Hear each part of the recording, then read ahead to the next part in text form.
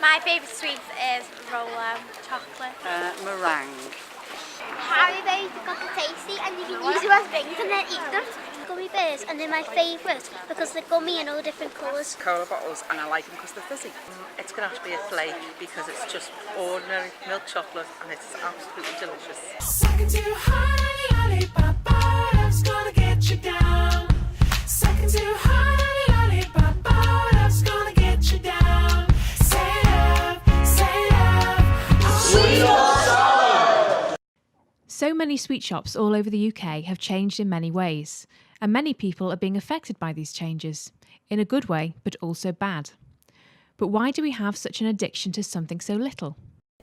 The main things with the sweet shop, the day-to-day running is things like making sure our displays are right, trying to think of different things all the time to put on them, also keeping the costs down so that people will actually buy them, just keeping it interesting and catering for all different ages.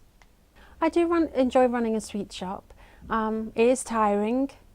As I said before, we're only open 6 days a week at the moment, but we are looking at opening on Sunday as well. But it is fun. It's nice, especially watching the little children because they count out their sweets and watching them add them up. I love that. I think that's great. It is hard to get hold of certain sweets. Things like character sweets, things like Hello Kitty, cars, stuff like that, it's very hard to get hold of.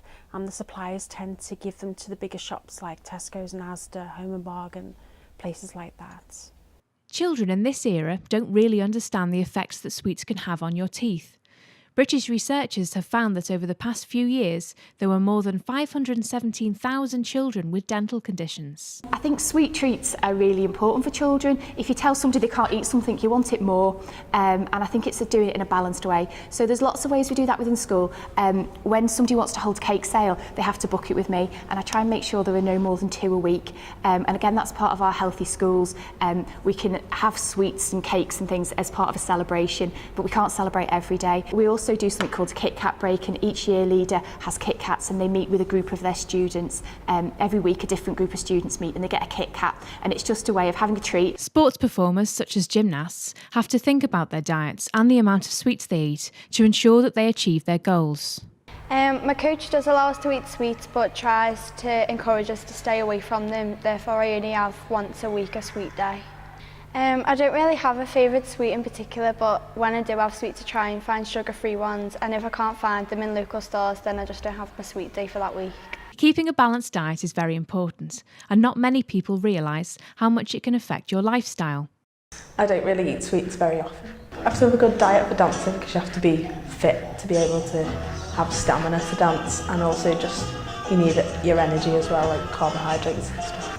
Well, chocolate, I prefer chocolate more to sweets. Sweets, I don't really like the flavour to be honest, but chocolate's more tasty.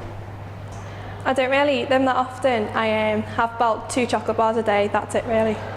Pretty much the majority of our customers with teeth are affected by sugar. Almost anybody that has a filling has problems caused by sugar. You know, a few people do need fillings because teeth are broken, but I'd say 99% of the time someone needs a filling, it's because of too much sugar in their diet.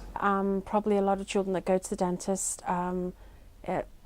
probably about 75% of their tooth decay is caused by eating sweets. I would probably say the worst age range is probably teenagers. In terms of the problems that you can see in a mouth, that tends to be the age when people have the most decay present, and a lot of the time it is due to excessive use of sugar really.